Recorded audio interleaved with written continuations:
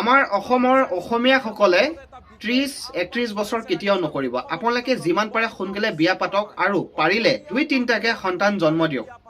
এষাৰ কথা মই কোৱা কথা নহয়, আমাৰ অসমৰ মুখ্যমন্ত্ৰীজনে ক'লে যে অসমীয়াসকলে সোনকালে বিয়া পাতিব লাগে আৰু পাৰে যদি 2-3টাকে সন্তান জন্ম দিব লাগে। শুনকচোন বাৰু এই নিউজটো। খবৰ জনাব বিচাৰিছো অসমীয়া মানুহলৈ এটা বিশেষ আহ্বান জনাইছে ৰাজ্যৰ মুখ্যমন্ত্ৰী ডক্টৰ হিমন্ত বিশ্ব শৰ্মাই। অসমীয়া মানুহে সোনকালে বিয়া পাতক, 30-31 বছৰ নকৰিব, সোনকালে বিয়া পাতক আৰু 2-3টা সন্তান জন্ম দিয়ক। ৰাজ্যৰ মুখ্যমন্ত্ৰী হিমন্ত বিশ্ব শৰ্মাৰ ফালৰ পৰা কোৱা হৈছে যে অসমীয়া মানুহে 2-3টা সন্তান জন্ম দিব লাগে আৰু যিসকলে বৰ্তমান সময়ত চৰকাৰী চাকৰি কৰি আছে বা চৰকাৰী চাকৰি লাভ কৰিছে, নিযুক্তি লাভ কৰিছে, সেইসকলে এবছৰৰ ভিতৰতে বিয়া পাতিব লাগে আৰু 2-3টা সন্তান জন্ম দিব লাগে।